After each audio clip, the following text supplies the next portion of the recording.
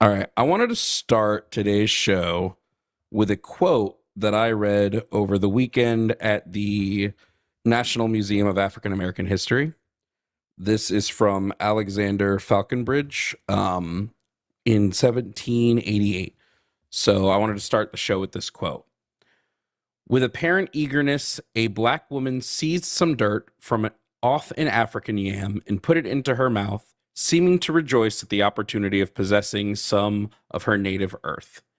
And I don't know, that quote just kind of stuck with me, and I wanted to bring that to the start of the show. So welcome to Calling It Now. It is I alone for a little bit at least. Jovan, to those that saw me earlier, hey, what's up? To those that haven't seen me yet today, where you been? We're here to be like, hey MAGA, why y'all stay losing? Why have y'all been losing so hard lately? We can go over all the ways MAGA has lost and been losing like indefinitely if we want to. A big one of those would be all the people dropping out of Trump's big 250th bash. He lost basically everyone that's not Milli Vanilli. I don't know about you guys, but who the fuck cares about Milli fucking Vanilli? Certainly not me, governor. Anyway, if you want to debate on the topic of why MAGA stay be losing, 336-543-2101. I'm going to say that number one more time so you guys can get a little taste of it, okay? So you can get a little taste of it. 336-543-2101. Luthien, don't even bother. If you screen Martain, right? If you go in and screen Martain, which nobody's in the screening room, Luthien, I don't know if you know that. But if you screen Martain's call, could that have been what you forgot? Is pulling up calls? If you screen Martain's call, he owes me my $25 waste my time tax. That carries over to the line. So unless he's willing to pay $25, he ain't talking to me here either. So anyway, if you are someone that's not the MAGA British menace, who has been embarrassed time and time again on both my show and the line, the number to call is 336-543-2101. Takis is still doing super chats. It's our time. What are Takis doing? On Pride Month, they're really going to steal the viewership from the straight cis man? How dare they? No, I'm just kidding. Yes, welcome back to my channel. This is Jovan Snow Debates. Jovan Snow Debates is the new name of the channel. Welcome in. Trump's UFC setup at the White House is giving me some Roman Coliseum. Hey, I saw it in person, and it's worse than you're seeing in the pictures. It is much worse. I looked at it in person. It is much, much worse than you thought it would be. So, much, much worse. What about Jimmy Bradley? No. No Jimmy Bradley, please. Please. No. It is Jovan Snow. We carry the flame. We fight for the gospel. We honor his name. It is going to be super fun. If you're able to join my subs and want to join Minecraft server as a Java or Bedrock, I'm pretty sure it's both. You'd have to ask in my Discord, but I'm pretty sure it's both. We are Jovan Kirk. We carry the flames. Also, send super chats to prove that you guys like me more than Jimmy. The more super chats we get, the more I can rub it in his face. But also, like, Jimmy's my best friend, so I feel like it will heal the world. He says it's the U.S. Eiffel Tower and he wants to keep it. Oh, my God. We are Donald Trump. We're eating the quarter pounders. We stand like we're pooping. You so gay, homie. Wow, that was a riveting response. Mike, call in, you pansy. Okay, well, hopefully we get some calls soon. Hopefully we get some debates cooking. MAGA, I still want to know, Have you ever met Jimmy IRL? Yeah. MAGA, I want to know why you stay losing. How come MAGA keeps flummoxing on everything? Where is that wall again? Anyone remember where that wall went? The one Mexico was supposed to pay for? I haven't seen that wall in some time. Haven't seen that wall in quite some time. Hey, thank you guys for the super chats. Thank you, fam, for the super chats. We are Charlie Kirk. We carry the flame. Let's be honest, the Eiffel Tower is only iconic because they hot. I don't even know how to read that right now, guys. Someone's saying Russia's correct in Ukraine. My God, the chat is just filled with monsters today, huh? Just straight up terrible people today? How embarrassing for all of you. Let's run through some of MAGA's biggest losses. Donald Trump claimed he would deport 1 million people in the first year he was in office. He deported 600,000. Donald Trump, the bulk of people, 70% of all people that were detained by ICE had no criminal record. So he said he wasn't coming for like the grandmothers on the street. That was a lie. The lie detector test determined that was a lie. What else did Donald Trump falter on? Donald Trump said gas prices would be the lowest they've ever been. They are quickly rising and are going to continue to get higher. Did the gym guy die? Yeah, RIP Jimmy Snow. We carry the flame. We fight for the snowflake. We honor his name. So that shit went poorly as well. What else has MAGA been losing on? MAGA claimed we were not going to have any more new wars, and look at this. A new war. We're fighting Iran. We are back in the Middle East, where all of y'all claimed you didn't want to go again. And now they're all like, we carry the line is actually very funny. We carry the line is good. What other nonsense has MAGA continued to lose at? We could talk about the fact that Trump said he was going to make everything more affordable, and everything has risen. Year to date, inflation is higher than it was when Biden left office. Kind of embarrassing. We are Jimmy Snow. We carry the line. Kind of embarrassing for MAGA. So affordability, grocery prices are up, gas prices are up, electricity is skyrocketing. MAGA has basically been fleeced. Everything Donald Trump said he was ever going to do in the presidency, other than getting a tax thing passed, he's not done. I've been waiting over 10 years. I've been waiting over 10 years for that new healthcare program. That never came. Oh, yeah, my Doge checks are still in the mail. If your Doge check is in the mail and you want to tell me that I'm just wrong, 336-543-2101. Let's see if those Doge checks are on the way. I need to speak with a lower timbre because my voice is still very tired. Doge was a complete fumble. Like, complete fumble. Absolute flummox Doge was.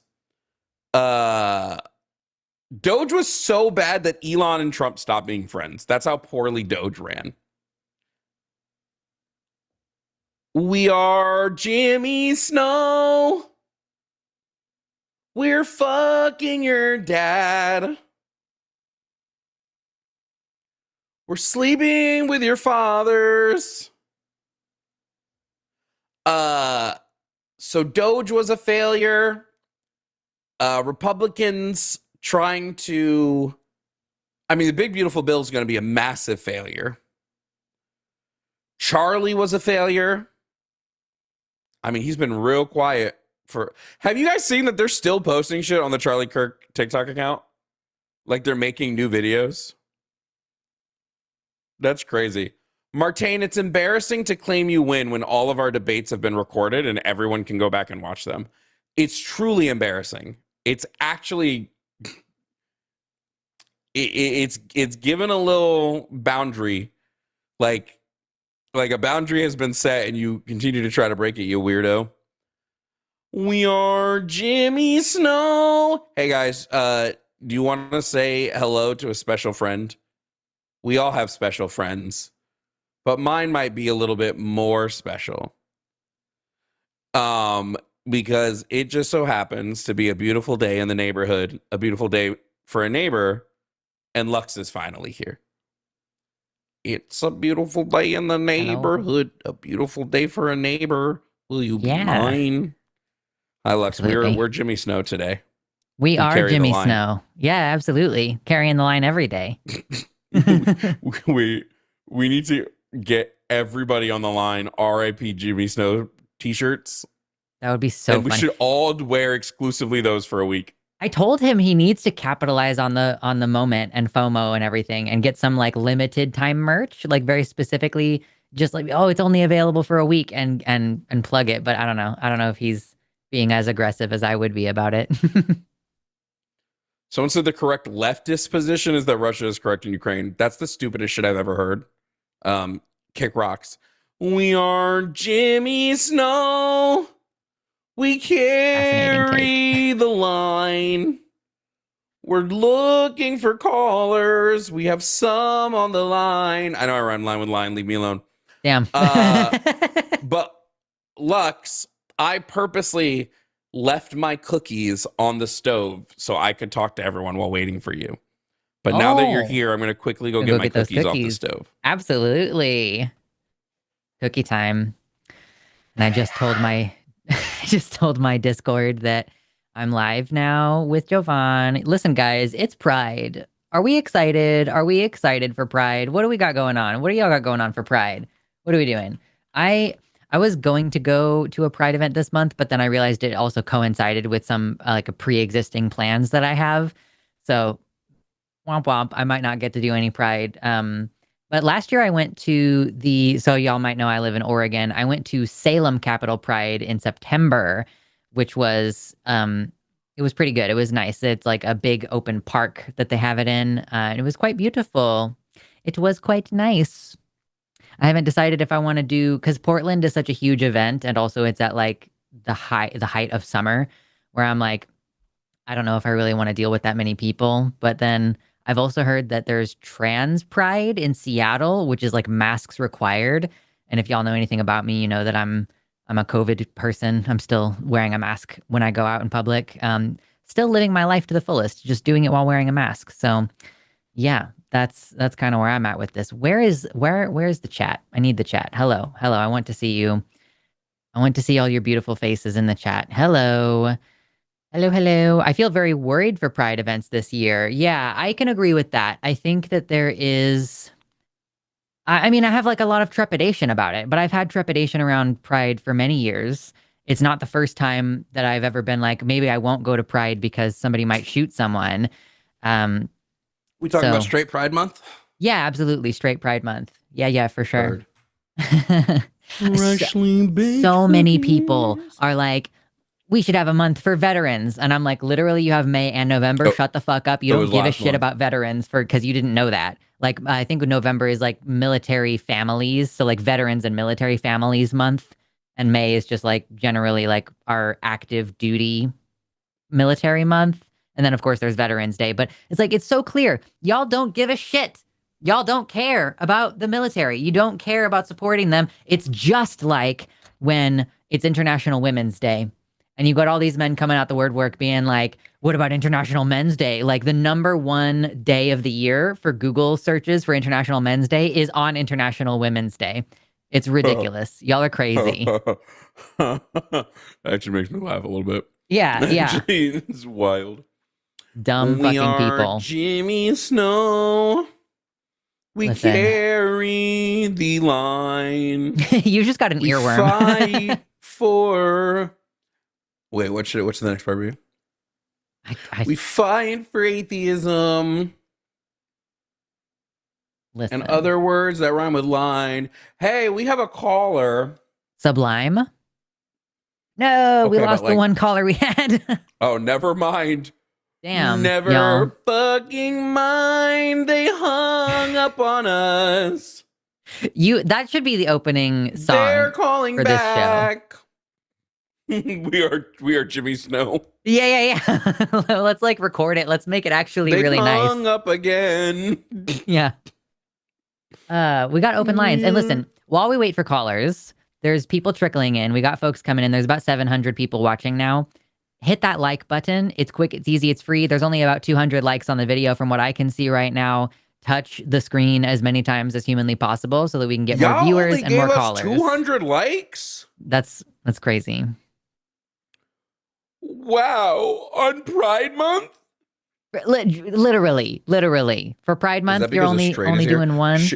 Should I have gotten milk? I kind of feel like I should have got some milk. I mean, milk is a cookie's best friend. No, that's Oreo's slogan. That's the Oreo other way is a around. cookie, though. Yeah, but Oreo's slogan is like milk's best friend. Like Oreo cookie is milk's best friend. I don't know. When is the last time Oreo even used that slogan? I don't know. It lives in my brain though. My mom at one point called me a walking advertisement because I used to just like say jingles and advertising slogans and stuff. And someone bought me an Old Navy hat. So I like had an Old Navy hat and I was doing like all these quotes of commercials and stuff. Yes, I'm a huge nerd and I've always been one. We are Old Navy. We sell cargo pants. That's true. Agreed. Oreo is a sandwich. Exactly. So many things It's are a sandwich sandwiches and people cookie. don't know. A burrito is a sandwich. A taco is a sandwich. Many things are burrito's a wrap. sandwiches. It's a sandwich. A wrap is a sandwich. A wrap is not a sandwich. It's a Yeah, it's but a it wrap. is. It's No, got it's a wrap. like it's got a carb on the outside, and the point of a sandwich is that you can eat it in your hand and just eat it. So it's a sandwich. Plenty of sandwiches you can't eat with your hand. Yeah, open-faced sandwich, yeah, is arguably not a sandwich. Dunked They just on. call it that. You know? Hamburger's a sandwich, you know.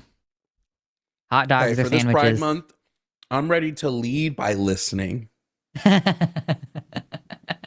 Hey, let's take B from California, who's calling to ask us some advice. Hey B, you're on the line with Jovan and Lux. B, how are you doing today? I'm fine. I'm a little nervous to talk to such smart people. No, well, you should but be. yeah, I'm going I'm to be hoping for- unnecessarily cruel today. Damn it, B! Oh, well, I'm No, not just here kidding. to debate. I'm just kidding, I B. I'm think just kidding. most I'm just interesting being a things- goofball. Yeah. Oh, you're hilarious. Yeah. Goofballs are great. Singing goofballs are my favorite. And yeah, I could go so many ways with this call. Pick between these two, if you would, please, my friend. Do you want to hear about how my whole life was like this? I'm like this straight passing lady who realized all this stuff way too late. I've been way too late and way too complicit. Maybe we shouldn't talk about that. I think I will cry. Well, did you have a specific question for us? Did you have a specific question for us, well, B? the question that'll go better, which is less emotional, is like, do you have actionable advice? Because I think actionable advice as far as, I mean, everybody should vote. People should vote in primaries, but like economics is just made up numbers, and it's crazy that the GDP, like the average person is doing better, which means like almost everybody's suffering. Can you do 1 to 5 actionable things people can do? Is that possible? Like to get engaged in like politics, like civil politically? like Yeah, Okay. well, just to rebel. I'm very French by heritage. Can we to rebel? rebel. Like It's called well, pronounced guillotine. whatever you think, right? I mean, the bare minimum okay, someone so can do is vote. Like, nonviolent rebellion, right? It's Well, the bare yeah. minimum is like vote. Yeah. Right. I would say, Right. you know, the kind of things that I try to think about are like local. So I'm like, how do I get engaged in my local community?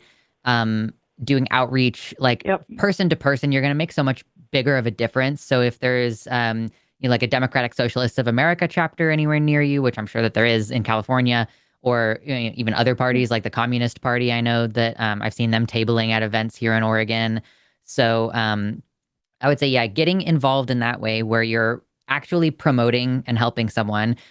There's an organization, we don't have an official relationship with them, but Progressive Victory it's kind of a liberal organization, and we're leftists, so it's like we're not perfectly aligned in that way, but they are really good about getting people put to work, basically. Like, so you're volunteering for text and phone banking. You're being recruited to go and knock on doors for political candidates. And so that's, as far as getting politically involved, that's what I would recommend. But I also just think it's good to be a very active member of your community. So even if you're just like, okay, is there a hobby? I could join a group that does that hobby and just make connections and spend time getting to know people. Sorry to interrupt. Yeah. Oh, good. Go ahead. Oh, I made 4 neurodivergent weirdos. So I got a great community just in my house, which is a double-edged sword because I got lots of cool people, but not so much time and energy. But yeah, I should probably check if there's, like, I do a lot of unofficial, like the kids on Reddit that are like, I'm autistic and my parents don't love me properly. Like, I'll do mom for a day, that kind of stuff.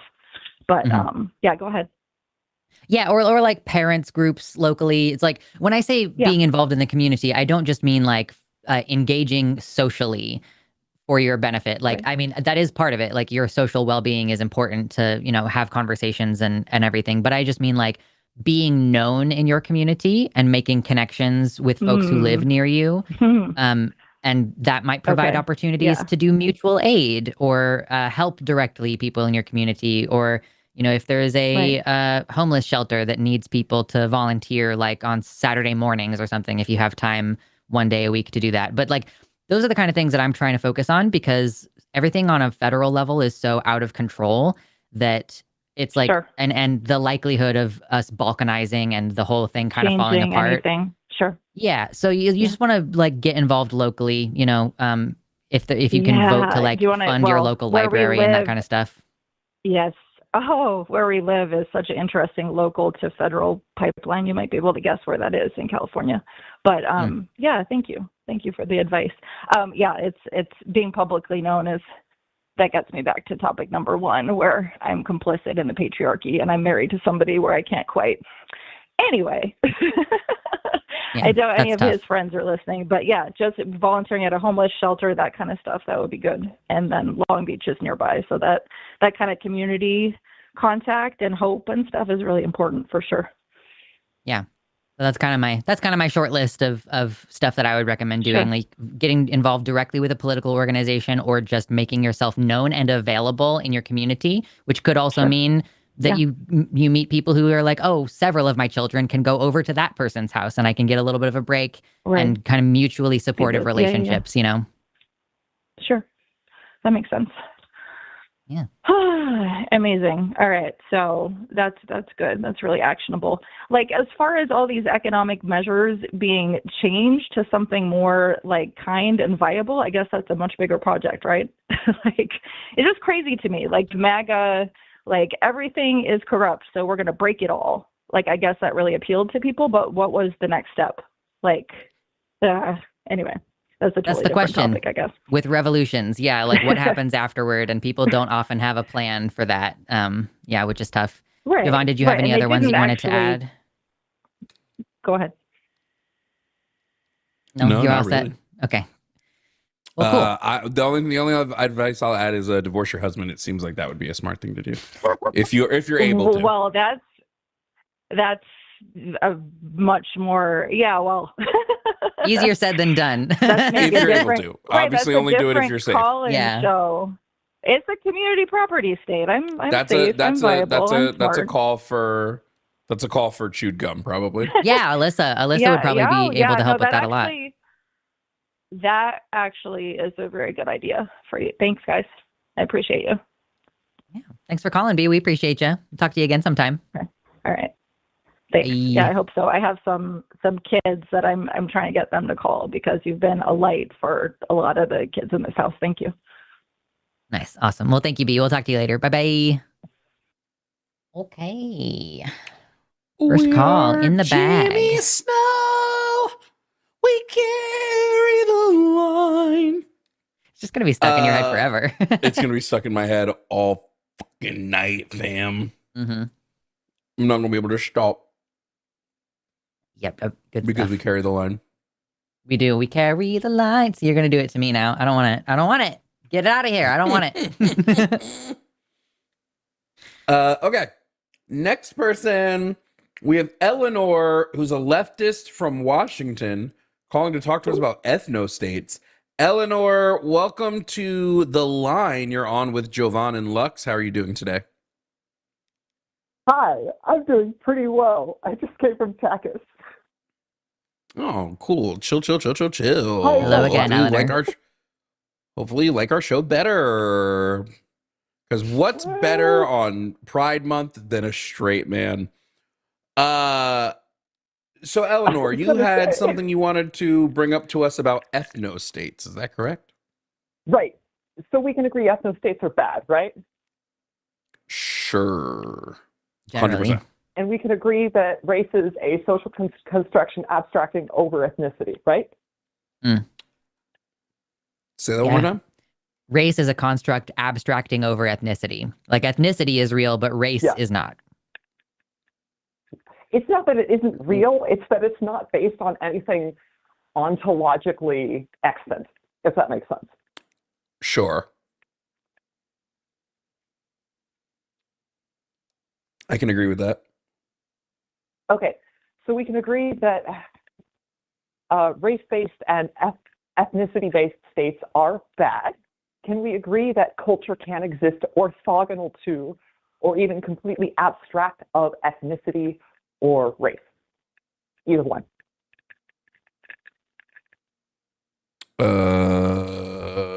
Sure. Okay. I would be curious how If that would work culture- because those things are so pervasive globally. But yeah, I mean, I'm sure it's possible, technically speaking. Okay, it's a bit of personal history for you. I was born in Washington. I grew up in Japan. My understanding of culture is definitely a little different from most other people's. The way I was raised was definitely weird. We will not get into the years of abuse and stuff, but suffice it to say, like, I would consider myself participating in about a dozen, not a dozen, different thing, in at least 3 or 4, maybe 5 cultures, at least, let's see if I can name them. Canadian, Cascadian, to some extent Japanese, and a little bit German and a little bit Nordic, though I'm not really sure what nation, if you will, within the Nordics. Does that make sense?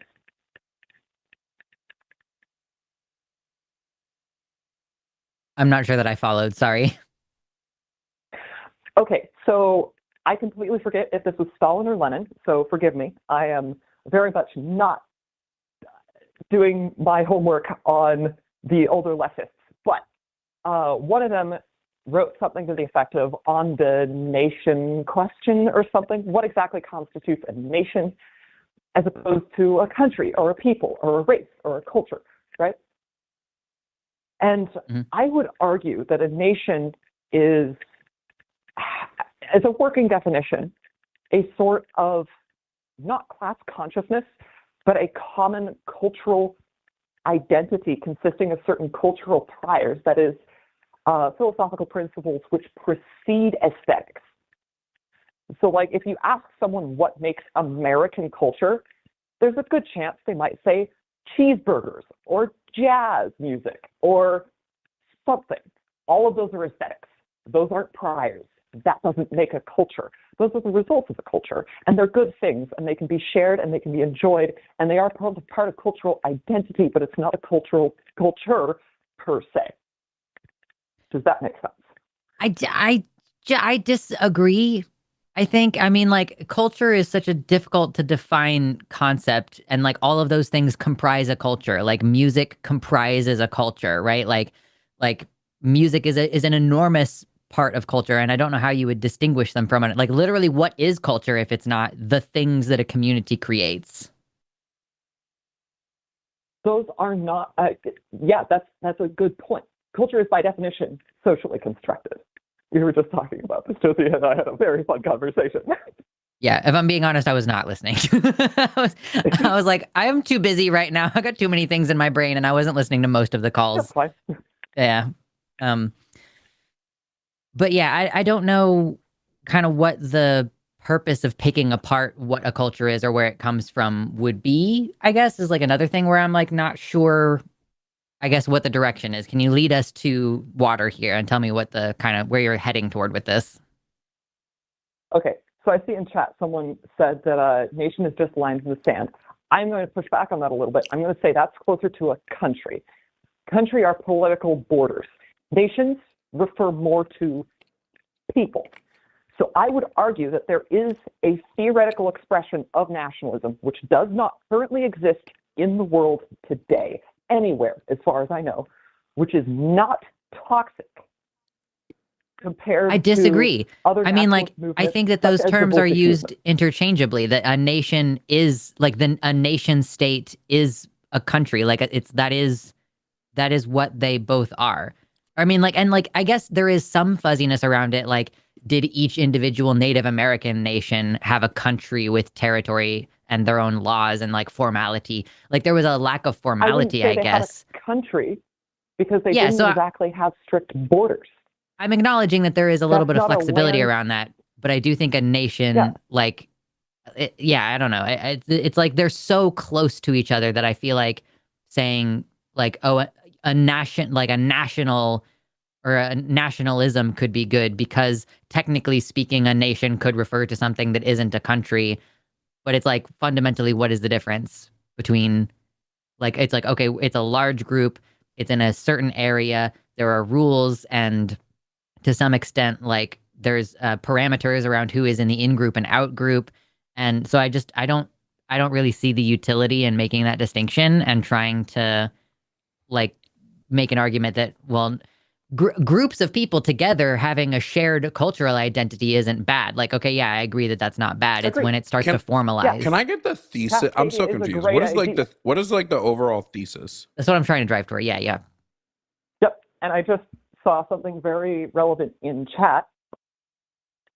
Being proud of where you were born is kind of stupid. And that's my point. Being part of a nation We has don't disagree with that. nothing to do with where you're born. It has to do with cultural identity, which can and to some extent should be completely abstracted of one's origins in a material sense. I was not born in Japan. I had exactly 0 drops of Japanese blood in me. Yet, for the majority of my childhood, I was immersed in Japanese culture and absorbed that, and a huge amount of my internal thought processes, and to some extent philosophy is very heavily informed by Japanese culture. Am I ethnically Japanese? No. Am I racially, I don't know if Japanese actually gets perceived as a race, maybe Asian. Definitely not. Am I culturally Japanese? That's debatable.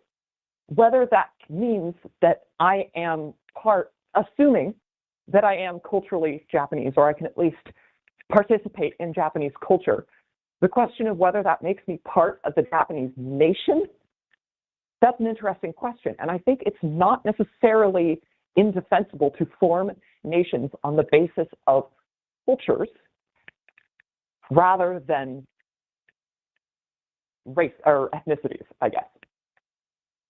And I think that this is genuinely no, I'm not a weeb. I grew up in Japan. I hate anime. Stop it, chat.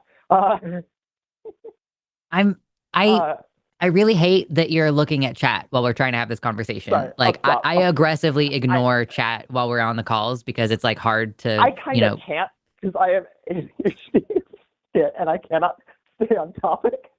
So chat kind of keeps me grounded a bit. Okay. Well, I mean, you're talking to 2 communists right now. We don't like states, and I think a nation is close enough to a state that I'm going to generally say, like, I don't think it's good for us to form. I don't think it's good for us to form in groups and out groups. Period. So I'm like, what do you want to call it? A country or a nation or whatever? Like, I don't think it's a good idea because the moment you create an in group and an out group, then you have like the fundamentals for conflict brewing. But that's so the yeah. particulars. That's not the actual essence of what, well, essence of, I realize you guys are probably materialists, so you probably don't have very strong ontology in this field, and that's fine. It works, but it's going to make it kind of difficult to communicate.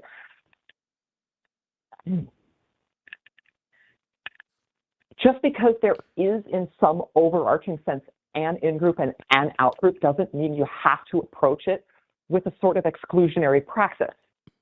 Like, teriyaki doesn't really, at least as we know it here in like Washington and Oregon, doesn't really exist anywhere else in the country.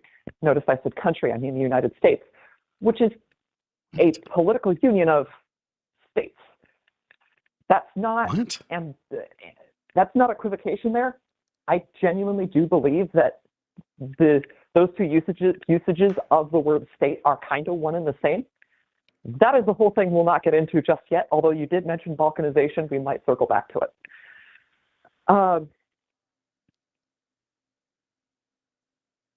Well, Eleanor, I mean, I think we just, I'm not really sure. Like, this conversation is so fuzzy around the edges and creating definitions. And like I said, like Jovan and I are both kind of, I mean, I don't want to speak for Jovan per se, but I want to know why, Eleanor, you're not a materialist. That's a great question. Well, did I mention that I'm a theist? I did not catch that. No. Okay, so I deconstructed from a Pentecostal cult called the Foursquare Church. Apologies to you, Luxander, because Fort Vancouver, right across the chook from Portland, is in fact a huge hotbed of 4SC and Christian nationalist nonsense, and most of the 4SC freaks who were responsible for my abuse were in fact from Vancouver. So, fake Vancouver, Fort Vancouver. Sorry, not fake Vancouver. So yeah, whole thing. Part of the reason I don't particularly like Portland, but that's just me. Listen, I don't like being in the city either. I hate being in the city of Portland. It is terrible, and I hate driving there. But Eleanor, I don't really know how, like, what the crux is of this, and we do have a conservative caller waiting, and that is the point of the show. Wait. Come on, save me. I want to know why Eleanor's a theist. That's a good question. Makes a lot of things easier to explain to people who still buy into the meme. What?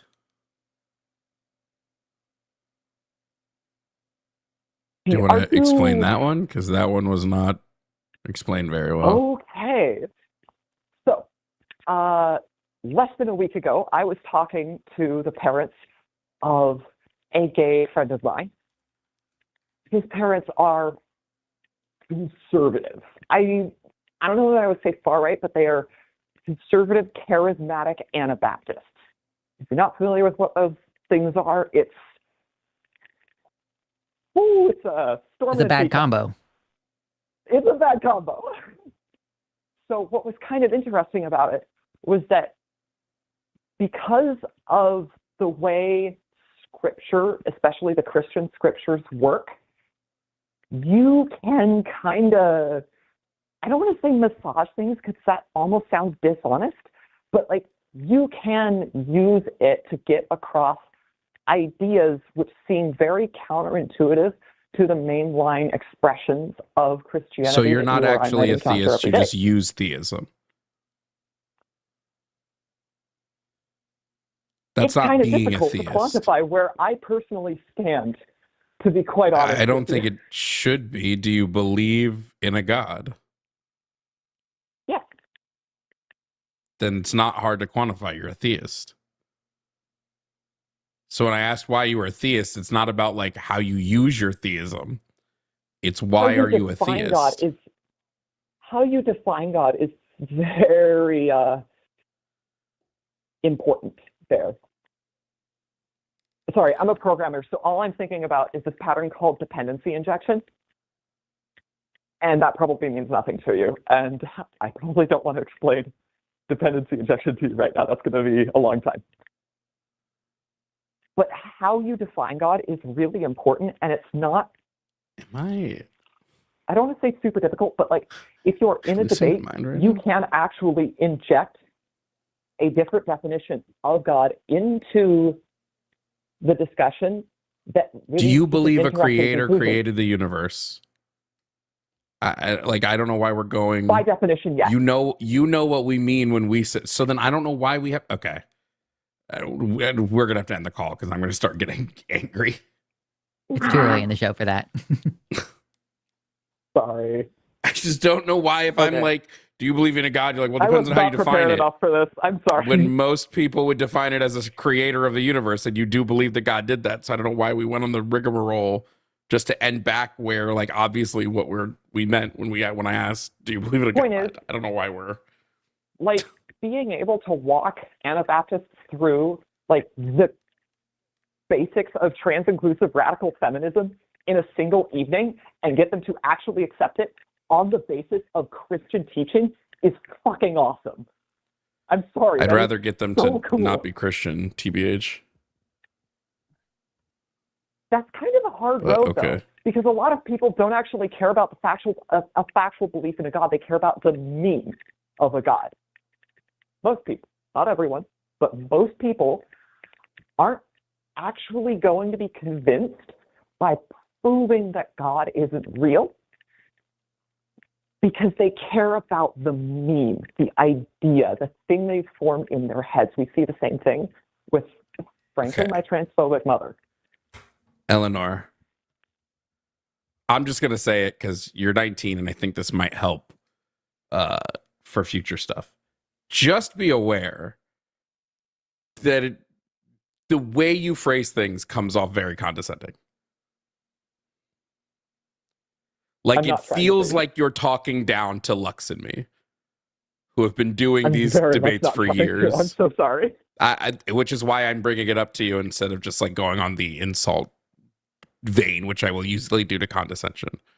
So the way that you're speaking is giving sort of like I know more than you guys, and it would be a burden to me to have to explain to you all everything that I know,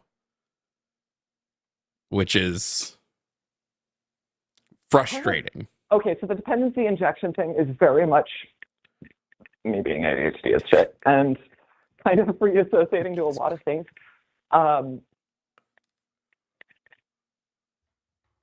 Not another buzzword. Okay, well, I kind of started from programming, so that's kind of hold how I tend to develop ideas. But it's okay. I don't need the sorry, explanation. But you said you wanted to end the call. Yeah, we do have other people on, and it doesn't seem like you're interested in any of the actual debates here. It's more just like, I use my theism for good, so therefore theism good, which I would just disagree Not with. necessarily But like, okay. You're talking about particulars rather than universals, if you will, to nick a term off of, what's his face? Francis Schaeffer.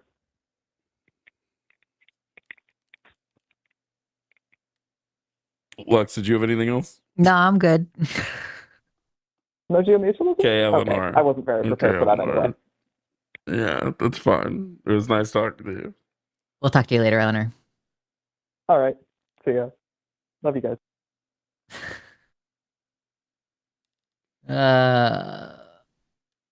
I'm not even gonna. I was screening earlier because we only keep a screener around for an hour, and I was producing Takis, and I was like, yeah, I just need like a sentence or two about what your topic is, and boy howdy did it take much longer to screen her than I was hoping for it to. So it's not surprising to me that is kind of the vibe of the call, is just like, can we get to the point eventually? And I'm not trying to be rude. Like, she's a young person. It's like, I have a 20-year-old in my house. Like, I get it. But yeah, I don't know. Yeah, I just don't know why we have to be so condescending to the people whose show you call into. Yeah. And maybe it's just being young and potentially neurodivergent. And I'm trying not to be a dick about it, but it's like, you're a child. Chill out. For me, it was when they were like, I don't remember what specifically they said, but they were like, when I asked them if they were materialists, their answer to that, I was like, I'm going to crash out. Let's start. Anyway. We have a conservative waiting. Yeah, let's get to that call. Yeah. Let's bring up Donnie, who is a conservative from California, to chat with us here today. Donnie, you are on the line with Jovan and Lux. How are you? I'm good. How are you? We're chilling, Donnie. Quick question for you. Between my chat and the Lines chat, there are like close to what are we at today? There are over 1,000 people watching the show right now. When they refer to you in chat, should they refer to you as a he, a she, or a they? I'm male, Donnie. He, yeah. Okay, no problem, Donnie. I'll make sure that they all refer to you the right way. Yeah, no worries. Well, I'm not reading the chat. I'm just having a conversation. So that's fine. It's mostly for chat, right? We just want chat to be respectful of whoever's in the show. So Donnie, hey, no worries. Yes, sir. We're looking to see if MAGA are ready to admit that they were wrong yet. Donnie, did you vote in the last 3 presidential elections? I voted in I'm 45. I voted in the last ever since 2000. So. All right. This 2024 election, who'd you vote for? Trump. Yeah. So both times I voted for Trump. Just 2 times or all 3 times? Sorry. Yeah, correct. Thank you. All 3 times. Yes, sir. All right. Okay. Cool. And what led you to vote for Trump this most recent time? Like, what was the biggest issue that you thought the country was facing going into the election? The biggest. Well, I think there's a lot of big issues. I know that kind of the American identity, I guess, is an issue, and I know that the last caller started off in that kind of conversation, let's say culture, big C culture. And I know that a lot of that has been divergent, let's say, and been going in different directions. I know that for this, let's say, cycle, the thing that I found most impressive actually was some of the people he was bringing on. Let's say it seemed like a pretty good a team or whatnot. No matter what you think of the individuals, it did seem he had 4 years to prep for it, and I think he did. Yeah, well, obviously, one of the things I want to make sure that we're doing is we're not being vague. So I'd really love to know who specifically he brought on that you were a real big fan of, and what you mean when you say sort of the American identity stuff. If you could be specific on that. Okay. Well. Okay. Yeah, I can. So it seems like the left and the right, let's say, we're going to put it this way. The left and the right have always had disagreements, and usually it's priority disagreements. And I believe, and I've noticed, since in early 2000s, there's this thing that transpired that because despite everything in the 90s and the 80s, there was disagreement, but there was a fundamental agreement that this was a good country and that this country was more in a light of good for the world than systematically or systemically evil and racist and all these notions that seem to take foot and are running. And, it's kind of a poisonous, I've never heard of a country that teaches their children to hate the country they live in. Let's analyze this for a second. Whatsoever. Let's analyze this for a second. When you say that primarily and fundamentally this is a good country worldwide, and that America used to have pride in that, they used to care about that, they used to believe that, what sort of things were we doing worldwide that would lead you to go see we are this great country? Sure. Well, okay. So keep in mind, we're basing this off of with human nature involved. The comparative is other countries of all time, and not of our imagination, not of some country that exists in our head, this perfect utopia country, right? But we fail against that country. But against all the other countries, the ones that literally exist, we do very well. Like I said, not even true. What's the specifics there? What are the things that you would say are the reasons why we're the greatest? If you could give me in the 1950s, 3 specifics. In the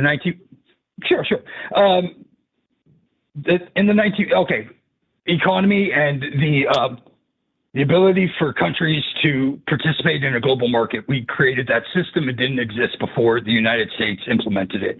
All right. The other part is like, as far as the ability for, I mean, that's a huge one, but the ability for that participation is like, that's not even a normal thing, let alone it's never been done before. Our contributions, let's say in charity or in, let's say, aid and support of other countries is unmatched in history. Now, of course, we have the amount of money we're talking about and the way money moves now, as opposed to even 100 years ago. All these things are new and different. There's and I think that I'm just we've been really quickly, if I could cut in, Donnie. There's something I'm just confused about. Sure, We're talking about like the economy, but like I think you could agree with me if I had a country with like a booming economy, but that country was like, for example, secretly like killing a bunch of people in other countries. I wouldn't say that that country's good just because their economy is good, right? Like when we're talking about America being great and like this reason to be prideful in our country, like the country doing well in the marketplace isn't a reason for me to have pride in the country, right? How is the country treating other people? The marketplace. Even that to me is not a reason to be in the marketplace. Yes, sir. We created the marketplace. It didn't exist before. Prior to what do you mean? We played a role in it, but have you never heard? I'm sorry. Market. Hold on. Excuse me. Have you never heard of the Silk Road? Did you not know that there was like there have been global 100. trade networks? No, 100 for years. 100. However, yes.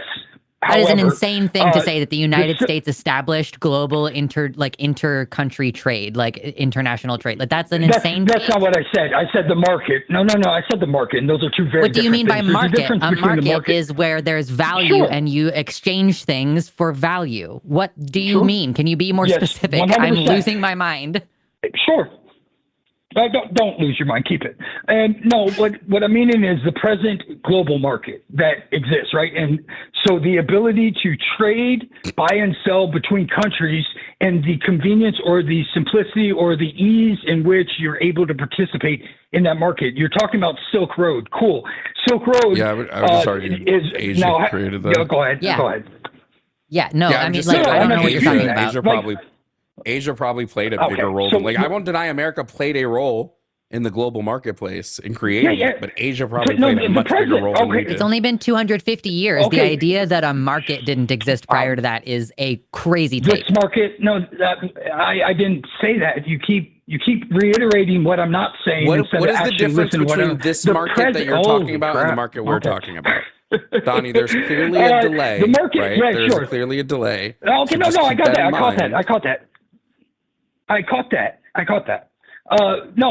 So the market I'm referring to is the literal market, right? There's been many markets. I'm not disputing whether markets existed. I'm talking about the present global market that exists, right? You guys do know that there's a different way that, like the SWIFT system, let's say the currency, the way the countries, because here, let me go this route with it. If you wanted to be a part of a global market, let's say, and there wasn't one universal kind of global market at any point, and a lot of that has to do with the technology and times, obviously, but if you wanted to, let's say you're a country and you want to do trade, and so you need the ships, and then if you got ship, well, you got to have steel to make ships. Do you have steel in your country? Do you have a way to ensure that your product will get from A to B over the oceans without being molested by pirates? So you got to have security. This kind of global market existed when there were wooden ships. You are still not describing anything that is distinct of the last 250 years. It's not 250 years at all. I am describing something very distinct that is. I want to be clear. Okay. You are saying that America, the United States of America, has created some new kind of market, or like something that didn't used to exist. So when I say 250 years, I'm referring to the history of this nation. What have we done now? Are you talking about like industrialization has fundamentally changed the global market, or like that computers have fundamentally changed the global market? Like, I am not seeing where the United States has revolutionized even if those things market. have, the market itself what the market does and how the market runs and all that stuff has not changed since the 1400s. Are we talking about It the is still stock a global market? connected system of buying and trading between nations. So I guess we're confused on what you mean when you are saying the word market. Yeah, right. The present value in which you're able to produce that gets global attention and global trade and commerce just is a recent occurrence. And that, I'm not saying America. This has been since the 1400s. That's okay. Really, 1400s, some random guy in Africa could create a product and the whole world would get it. And okay, like maybe this is like just an information. And you could make this is an information deficit. This is an information deficit. Okay. Glass beads that were made in Europe have been found in what are now considered like ancient or at least like historical Native American art. So glass beads made across the ocean are in Native American artifacts and relics. So yes, the Native Americans here, prior to the existence of the United States of America, were part of a global trade network and a market where the trade was happening globally. The East India Trading Company. Acknowledge that. Okay. The plundering of the Eurasian continent for spices. Like we've been doing this. I am so confused. What it just sounds like is you mean, it sounds like you mean, and correct me if I'm wrong here. Yeah, it sounds like you mean that due to industrialization, more people can create products that they put on the global market easier. But America didn't create industrialization either. They played a role. No, we created. I would never deny that. Yeah, okay. But we did create the present market that everyone participates in right now. That market is pretty much right. I mean, this is the whole conversation of the BRICS nation. This is their point, right? Their point is what? That America runs this type of way to make, buy, and sell and trade commerce, and they dictate it, right? That's their argument. Like, we can't have both sides of the argument. Like, does America like dictate the world's economic situation with our sanctions if we have problems with them, or even with our let's say our military if we really have problems with them? If we do that, well then the question is, well, what are we keeping them from? And well, the way they trade currency, the petrodollar, et cetera, right? We created that system is what I'm talking about. It's not like we invented. Yeah. I never said we invented. I said we created. The only reason we led to a U.S. ran monetary, like a U.S. currency ran monetary system, is because we were like the only major country that wasn't decimated by World War II. So we were able to take over because the United Kingdom, which was the head of the global economy before us, was decimated by World War II. They were heavy in debt and they were bombed to shit. So we were able to take in their place. It's not because we did anything fancy. Yeah, we just took over because some other country was destroyed. Like, I agree that the United States has appointed itself the global police of the economy, but that does not mean that we invented it or created it or you said we didn't invent it. By definition, I didn't say we invented it at any point, and I think that's where we're probably having. I was in the middle of trying to correct my misspeak when you decided to continue talking. So I'm just like, yes, we are the global police. Like, we reinforce the economy. We steal other people's shit. We sanction people who are doing things we don't like. We destroy other countries. We do coups in other countries. Like, yes, we have kind of bullied our way to the top of this system. That's not like a good thing. Well, I mean, and that's where you and I would disagree, right? So what you think is not a good thing, I think is a very good thing. And I think you think us controlling the entire world through bullying and threatening people with armed forces and sanctions and shutting down the Strait of Hormuz or what the fuck ever, like that we are a good force in the world globally. By like every metric, a good force. Yep. Which 100%. Which metrics? We're just specifically? Hold on. We're jumping. We're really jumping around. I just got you guys just now to acknowledge that we even have a system we run.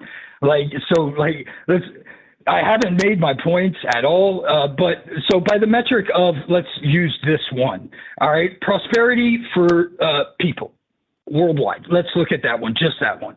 All right. In the 1950s, and we can agree about 1946 is when we however you want to word it, but we took over as far as, and there was a little bit of, let's say, competition there. We had the Warsaw Pact and we had the USSR, and they were offering something, and we had what we had, and we were offering something, right? And those two things were juxtaposed to each other. There's no similarities there, right? So what we offered, 1950s, over 50% of the world was living in poverty, right? Today, that is less than 10% lives in poverty, right? The thing that I was referring to earlier, where any country can participate in this market, and they couldn't before, namely a huge reason is because of, let's say, shipping and safety, right? Pirates have been around forever. I mean, our first conflict outside of this country was against pirates, so it's not a new thing, right? But the U.S. Navy has guaranteed safe passage and mercantilism since the night, and we're the only ones who can do that. We're the only ones with blue water fleet capabilities, right? So nobody could even offer that service, and we have done that service since the 1940s, right? This has led to countries that otherwise could not make strong capital gains, let's say. They're able to actually do more for their citizens because they're able to. Yes, I want to just cut in here on a few things. One, the UK did that before us. Two, we are not the only country with a blue water fleet. The United Kingdoms, France, China, India, Russia, they all have blue water fleets. So I don't know what... No, they do not, actually. Sorry. Yes, they do. Just correction, no, they do not. Yes, they do. No, because what you need is... No, they do. They do not. I mean, they have brown water fleets and like... okay, they don't all have blue water navies. Fleet that can... No, okay. No, they do not. I mean, like, this is a weird argument because they literally don't. Like, the United States, literally they cannot do. Maintain the authority and the control. What do you mean? Okay. When has a UK fleet gone into? Just go look up blue water navy and look at all of the countries with blue water navies. China has a blue water navy. Okay. France has a blue water navy. How many carriers? How many carriers? Okay, how many? I get what you're doing. They have navies. Russia has a blue water navy. They have navies. So all navies. No, they have blue. Well, no, they have blue water navies, which is a maritime force capable of operating globally. That's what a blue water navy is. Yes, and they're you able need to go into deep waters far from home. All of those countries have that. How does that establish? Okay, all of them have a boat that can go around the world. Yep. Can they establish blue water tactical capabilities? Any of them? No. Why? They literally lack... The United States Naval Institute considers all of these countries to be blue water navy countries. I'm sorry, I just want to ask a clarifying question. Argument, or are we talking about the capabilities? So I just have a clarifying question. Okay. What the fuck? I would like to ask a clarifying question, Donnie. Did you say blue water as opposed to brown water? Was that what your distinction was making there? No. So all of the navies that he's referring to have only done regional operations. They're all regional, right? Like, and so I think it's a semantical argument, but like he said, well, they can go around the world. I was like, yeah, but they can't maintain. They don't have the supply chain to maintain any campaign around at anything except for what's right off their shoreline, and that is so. Really? My understanding. So this is new. Okay. This is new to me. I've never heard this term before. Okay, I'm coming at this without a pre-existing bias. Yeah, no, it's all right. Yeah. Okay, so what I'm about to. Okay, hold on one second. So my understanding, having just kind of, I'm familiarizing myself while you guys are talking. So a blue water navy is one that can exert force over the sea at long range. Right? Does that sound accurate? Okay, so all of those countries can exert force at long range. Brown water navy would be one that is focused on inland and rivers. As a regional. Yeah. 100. Right. Yep. So all of these navies operate globally. France, China, Italy, Japan, Russia, all of these have blue water navies. Well, Japan definitely doesn't, right? Japan just now is going back to their navy. Actually, Japan is a different conversation completely, right? I don't really know how to have a conversation with somebody who is just like, no, the facts are not the facts. Like, I don't know what to say. Like, Japan has a global navy. Multi-regional power projection is where Italy fits in on this. how are they able to do that without supply chain in any capacity? Tell me how let's say China could come and exert. They're right next to China. China is the #1 global producer of all the shit that we have. Like, what are you talking about? The only difference is America has more hubs than these other countries do. Yeah, so like, America. That's a big difference. But that's not a small difference. That's really not like some like afterthought or an asterisk. It's huge, actually. The thing that makes the United States military as lethal as it is that it has the ability to impact multiple theaters immediately, and our logistics are stupid. And we're able to really, yes. We have the most, I agree. Great? We have the most over-bloated military in the world. We exert an inappropriate amount of power over other countries and their economies. I can agree that the United States has a big military, that we plunder our local communities and send that money upwards to the military, that people at home, including veterans, are suffering and are homeless and are not having their basic needs met. And we put all that... We put all that money, so we put all that money into our military, Donnie, and we don't. Oh my God, Donnie, I love you so much. I'm trying to make a fucking statement. Please give me a minute. Yes, I agree that the United States have an over-bloated military, that we divert resources that should be helping our people to being the global bully of the economy. And yes, I agree. Okay, I can see global reach power projection. The United States is in its own category at the top of blue water navies. I agree. Why would that be a good thing?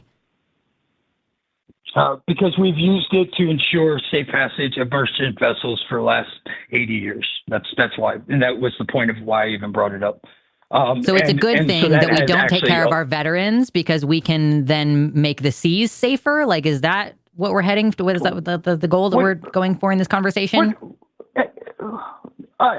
You guys asked me what makes America good. I've been trying to go down the full thought, and one of them was the market, right? That's how we started this. And I'm describing how the market is a good, 50% poverty rate. Now it's 8-9% poverty rate. And I'm trying to explain how that came to pass. And if you want to talk about veteran issues, I'm fine with that. I'm a veteran. I have no issue talking about that. But so you asked, is that the way the conversation? I'm under the impression I'm talking about why the United States is a net positive. Here's my issue is it's making the claim that the United States' military presence in the globe is a net positive, when I would argue it's absolutely not, when we look at the massive amounts of global interference the U.S. military has done in overseas countries, in sovereign nations, where we've just inserted ourselves and killed thousands upon millions of people. And undermine their economies and steal their shit. Global leader. So I would not argue that our military is a net positive on the world. Well, do you guys want to talk about that then, specifically, or are we talking about the economy and how that... I have no problem talking about either. And in fact, the viewpoint that if America has used its authority poorly, but that's not even the viewpoint you guys have. You kind of correct me if I'm wrong here, but the idea is that America has just done negative with the power that it's taken or whatever, right? It's that America's military presence is a net negative. Yeah, that doesn't mean there's no positive. It means that net negative. Yeah, if you take everything into account, we've done more bad shit than good shit. I'm not trying to say we've never done anything good. So, okay. And the question then is, well, what would be the alternative? Do you think let me ask this in a different way. What do you think would have been the alternative if we hadn't have taken the position that we did, let's say in 1946, and that we've maintained since? Let's say, what do you think would have happened in that hypothetical sense? I don't know. Can you be more? Can you be more specific with your question? Yeah, 100, 100. So, do you think that there wouldn't have been Yeah, it is because the idea is there would have been a power vacuum. There was, and the intent and the direction and the rationale behind our military presence was in a protective stance based off of what was going on at the time, and that was the Red Army moving across Europe with no intent on stopping, and literally, and you have the stories from Poland and from a lot of places where they got molested both ways between the Nazis and then by the Red Army. And, in a lot of the testimony there, it appears the Red Army was a slight bit worse than the Nazis, right? And I'm just going to repeat first of all, no, they weren't. But I'm just going to repeat my statement. Sure. The United States military has been a net negative on the global population. It has done far more harm than it's done good. Right. And maintaining a peaceful. Okay, let's look at China and Taiwan. Peaceful I would throw Donnie. the word peaceful right out the door there. Oh my gosh! I wouldn't. I like. Are you guys aware of world history and conflict and war and yeah, was escalation it peaceful? And now with modern technology? Wait. Was it peaceful when we decided to do coups in the Middle East and like install dictators so that we could maintain a hold on oil production and profits? Was that peaceful? Who I don't did think we so. Was Abu Ghraib the Shah? The Shah? Oh my gosh! We literally did a coup in Iran. Do you know why that happened? Yes. Yeah, because Mossadegh when that was happened, nationalizing because they were going oil. to steal. It was right, not because stealing. They were going to nationalize oil. It wasn't theirs. Yeah, no, it was because it wasn't. Who owned the oil? Who owned the oil? Like by law, by like literal law, who owned that oil? Because like people had invested in that. They invested in a corporation and a company that would extract oil. The rigs were paid for. The expertise was paid for. Wait. Hold on.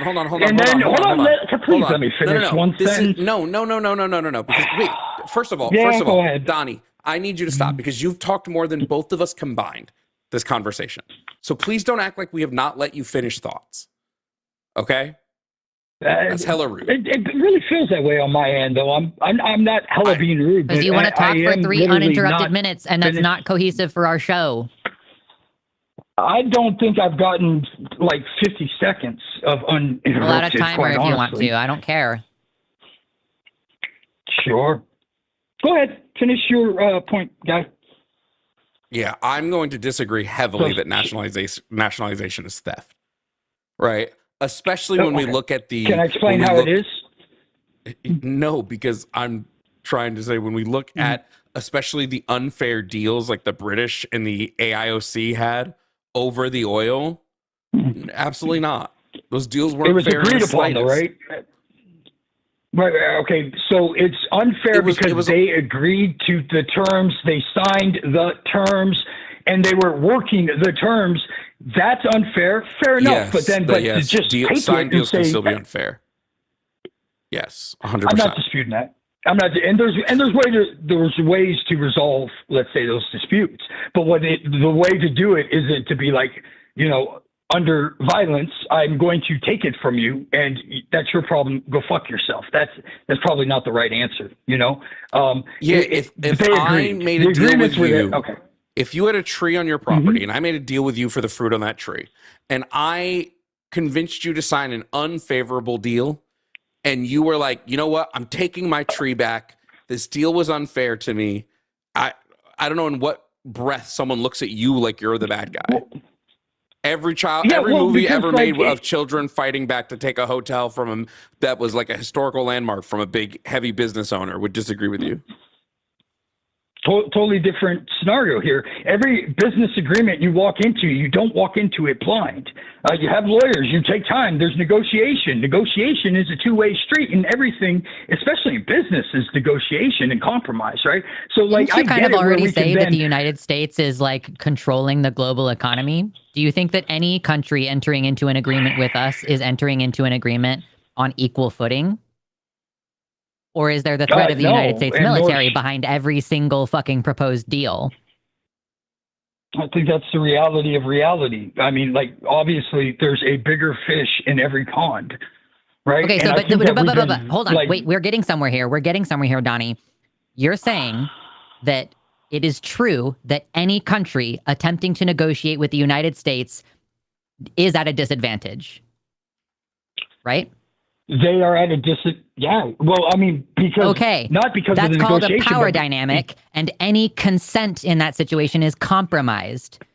It's like it's like trying to negotiate with your boss who can fucking fire you, and then you don't have healthcare for your children anymore.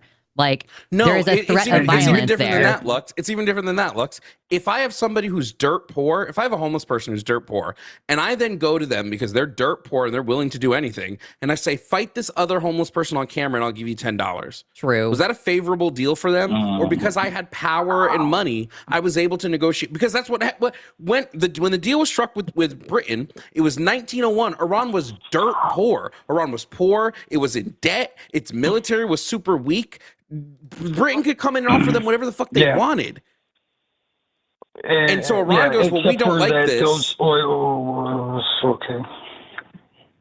No, there isn't, like, this is just, like, it's just ridiculous to say. You guys, I honestly, it's not. It's really not. And so keep in mind, like, they were hardly dirt poor, like, Persia's always been pretty wealthy. They have had large economies. They have a lot of coastal land. They've always have had like Navy ships and good trade, especially where they're situated in placement. They've been a good spot in whether going to Europe, Africa, or over to Asia. So the idea that they were dirt poor is just not sustained by any reality. The other end of that is that it's with the UK and their involvement, because we're not talking about a apple tree that produces a product and there it is, right? That's not how oil works, right? So no, you got to have some expertise here, and there is it's a lot of capital to get the equipment needed to go ahead and extract oil. It's a lot of capital that's needed and expertise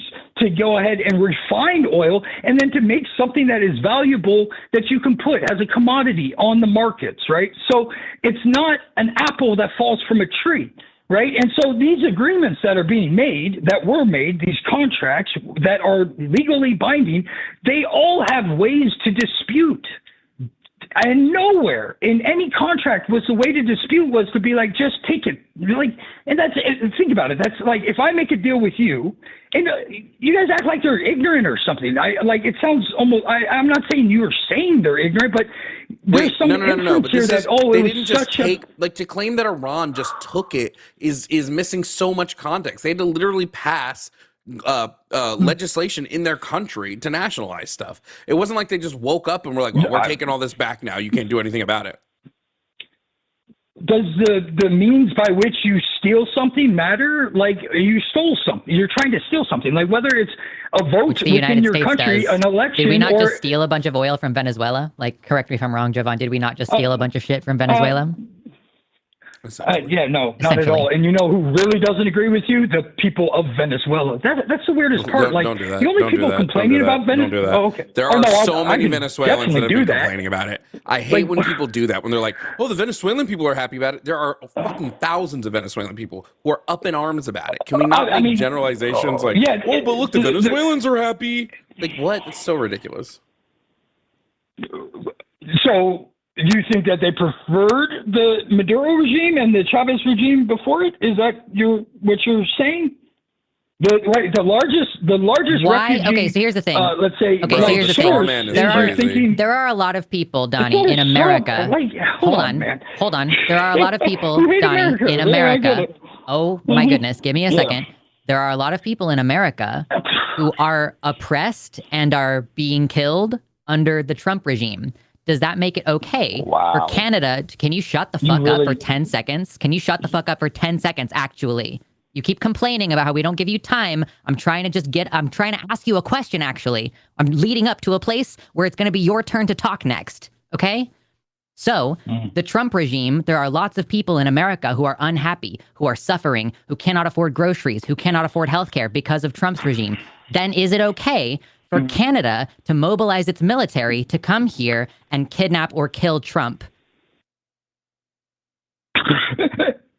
It's a yes or no question. Is a serious conversation. It's a yes or no question. It's a retarded. No, it's 100% not. Don't use slurs on this. Do not use slurs. That's not appropriate. That's not appropriate for you to use slurs. You just said a slur on my channel. It's not appropriate for you to say that. I don't know what you're talking about right now. Shut the fuck up. If you think it's I love ridiculous. when callers are so smart that they can have all these comments, but they don't know that the R slur is a slur. Yeah, absolutely ridiculous. What? So if you don't think it's okay, it's a musical slur. term. It's a slur. He's out. No, Yeah, it's not a musical term, you fuck. That would be a retard. What a fucking idiot. It means something completely different. Anyway, just fun fact for those who don't know, because I like to always add to context. Iran followed all the necessary procedures. They were even going to give Britain compensation. The only thing Britain argued was not we want to maintain the oil. It was just they didn't think the compensation was high enough. And then the US came in and did a coup and killed their leader and installed a puppet dictator. Yeah. Fucking annoying ass. That's crazy. Oh my God. At least we got one good clip for today. He said it was a musical term. Shut up. It's like, let me hear you with that French accent. Like, I too used to play music. Bro, it doesn't even mean the same thing. Yeah, well, it means slow. It means to be slow. So it's like... No. It doesn't just mean to be slow. It means to gradually slow down your tempo. It means that you were playing fast, and now you have to slow down. Okay. Not that you're slow in general. You have to start from a fast thing before you can retard. That's fair. That's fair. Plus, it's spelled with an I. It is spelled with an I. It's a different word, dude. And you know that that's not the context he was using in it. Jesus fucking Christ. Okay, anyway. I'm gonna lose it. Happy Pride, everybody. Brother. Okay. We have somebody screening, but we have somebody waiting. Do we want to go ahead and do 18.5? Yeah. Let's do that one. Okay, cool. We're going to talk to Manny, he, him pronouns, who's a conservative of 41 years from Texas. Manny, you're live on Calling It Now with Jovan and Luxander. How's it going? Hey, I'm good. How are y'all? Living the dream. Absolutely. What's your topic today? What do you want to lay it out for us? Well, after listening to that one conversation, I kind of want to bring down the heat a little bit and kind of just hear each other out and let each other finish our points. So I think the U.S. is a force for good, net positive. I think the U.S. military is a force for good, net positive. I think capitalism, when given the proper guardrails, is a net positive and a force for good. And I think MAGA as a concept is also a force for good, at least for Americans. But I think it's been hijacked a bit during these last 6 months. And so a lot of us are a little, I guess, let down by what's been happening over the last 6 months. So I hope to speak for that, I guess, segment of the right wing, if that makes sense. Sure. Let me ask you a question. Let's talk about net positives for a second, right? Do you think if I could create a system which, let's say, I don't know, let's say I could have a system in which I keep the world fed, I keep people generally living in fairer conditions than before. But in order to do that, I have to imprison 50,000 innocent people and torture them. Would I be engaging in a net positive system? I mean, if you want to talk, and I'm not trying to be a smartass here, but just based on pure math, right? If you're helping 5 billion at the cost of 50,000, then by definition, that's a net positive, right? It's not the moral argument, but it's a mathematical argument. You wouldn't take the harm being done to outweigh the good being done. I would. I would. From a moral perspective, I wouldn't let that be the case, but I understand where you're coming from in the argument that capitalism does need a segment of people to exploit, right, for the labor. I'm not even talking about that. I'm talking about the U.S. running secret prisons, and I'm talking specifically about the U.S. running secret prisons in which they detain 50,000 people, and 90% of them were innocent, completely innocent, and tortured them and abused them and raped them and murdered a bunch of them and beat a bunch of them. All because Gitmo and Abu Ghraib and all that. Yeah. Yeah, I would say the minute Okay. you detain 90,000 innocent people and you torture and you lose all your claim to say that we're a positive in the world. I think you lose that claim completely. Well, I mean, I would counter with the arguments that, you know, the U.S. has helped the world as a whole, you know, maintaining peace, helping vulnerable populations in different conflicts that we've been involved in. But how did we maintain that peace? For example, we threw you know, people that disagreed with us Bosnia, into secret prisons. No, for sure. So We started those prisons, coups. I mean, the war on terror has been because it's still kind of ongoing, even though they said it stopped. Also a veteran here. So, you know, the war on terror was one where you were sending U.S. forces into countries where we had no access to their databases, telling us who these people were, you know, what they did. Then you also had, for example, in Iraq and Afghanistan, you had people coming in from Syria, from Northern Africa. You had people coming in from other parts of the Middle East, Pakistan, into those countries and then fighting U.S. forces. And so you're a team So it was of, you know, okay so you're a team of, to take all those innocent people and torture them. No. So these fighters were paid to go and fight Americans, and also it was kind of a religious conflict for them. But I'm saying, on the flip side, if you're a U.S., you know, team of U.S. soldiers or U.S. Marines or whatever, you capture a team of 3 so-called insurgents, as we call them, right? One's from Syria, one's from Morocco, one's from Pakistan. First of all, how do you vet who those people are? Do you do it in country, right? You don't know who these people are, where they're from. None of those were the people in Abu Ghraib, because 90% of people in Abu Ghraib were there by mistake. They were captured by mistake. They were innocent bystanders who were accidentally taken into custody. And the reason we know this is because the U.S. has said this is the case. The U.S. military is the one who gave us those estimates. No, I'll have to research that, because I mean, to be honest, I try to research as much as possible from the war since I was a veteran of it.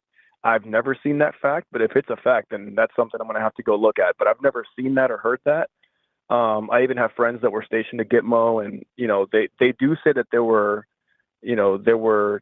instances where people would claim they're innocent, and you know, some investigations and research would you know, corroborate those facts. But I've never seen the 90% statistic, and if that's true, then that needs to be kind of vocalized a little bit more than the general population understands, if that makes sense. But you know, I was going to say that the conflict, for example, in Bosnia, Kosovo, right, the Bosnia conflict, you know, people fail to realize that we took the side of Muslims in that country, you know, in that conflict. You know, for all the claims that we've always been, you know, against Muslims and Islamophobia, we took the side of the people that were of Muslim descent in that conflict. And that's a conflict that the U.S. really had there's no resources at stake. There's no access to an ocean or a sea or some ports of any kind. It was strictly a war where we went in for the good of the people. Same with Sudan, you know, the Rwanda crisis, where we kind of went in and helped the Rwandans during those massacres that were going on. You know, sure, there's plenty of examples my like issue, that my issue here is when we're looking at this and we're going, okay, well, yeah, we helped these people, so that means that, you know, we're positive, even though we took all of these people and tortured them mercilessly. Or all the people that we killed in the coups that we started, or all the governing leaders that we secretly killed and then installed puppet dictators, or all of the millions of people we killed by dropping 600,000 tons of explosives on innocent people in Korea. Like, it just everywhere we look, the U.S. military has been used to essentially be a pointed gun that the U.S. can point wherever it wants to get whatever it wants. I think the world would be vastly better off without the U.S. military doing an imperialism all the time. I mean, look at us in Iran right now. Yeah, no, and you make a good point. I mean, the military is one of the 4 pillars of DIME. I'm not sure if you're familiar with DIME, right? It's the diplomatic, right? Then you have the military, then you have economic. I forget what the I stands for, but there's 4 pillars of power that you know, a country can exert on the world to, you know, meet its needs. And I want to get, you know, this clear that every country rightly so, in my opinion, because I kind of take a nationalist approach for every country should be looking out for their best interests. Every country is looking out for their best interests, right? If the U.S. is using military power right now as kind of like the main tool to exert power, as we can see, because economically, right, we're not as strong as we thought we were. We don't have as much clout as we think we did. China is using their economic power through, loans and predatory lending and projects that they do throughout the third world, as we are using militarily. It's just that they're a little more quiet about it, and obviously military makes more noise.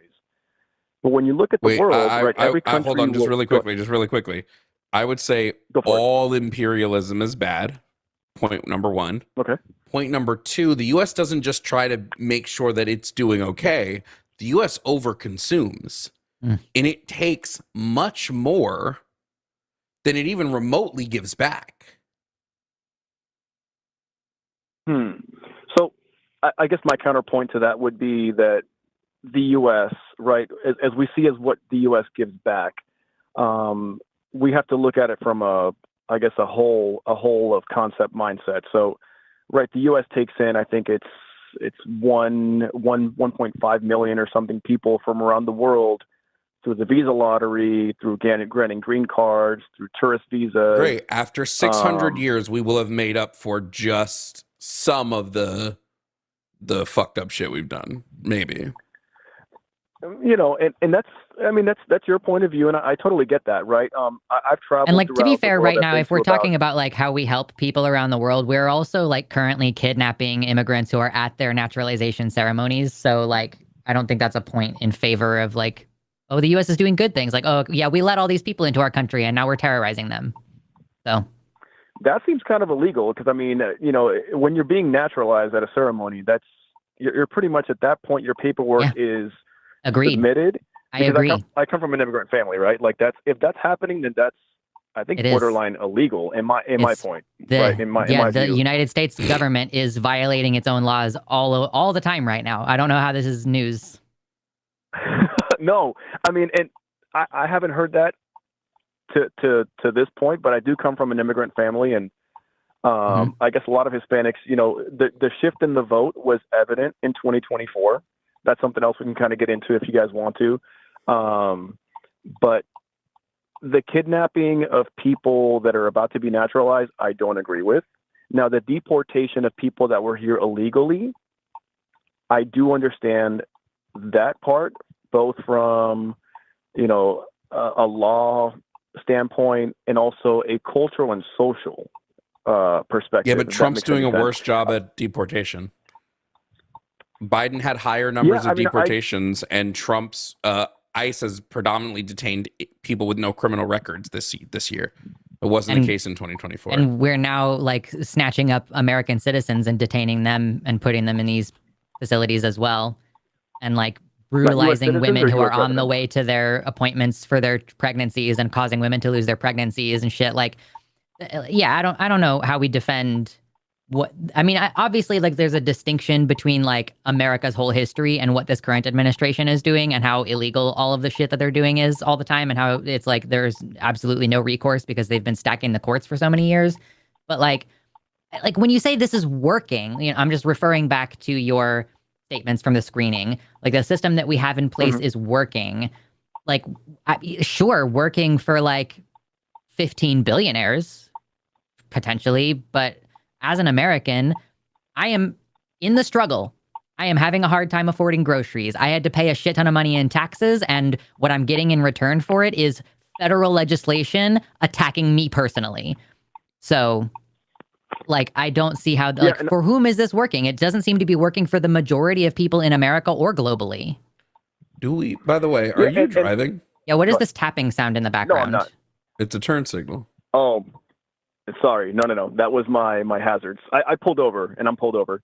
Okay, cool. No, so when I said the system was working, I meant that in a different sense, because I understand where you're coming from, and I think this is part of a conversation that needs to happen more often, where the right and the left are kind of meeting in the middle when we're kind of exposed to what's really going on. When you mentioned the billionaires, right, for example, a lot of us voted based on what we saw from 2020 to 2024, whether that was Biden and Harris's fault or that was leftovers from, Trump and Pence and the COVID, pandemic.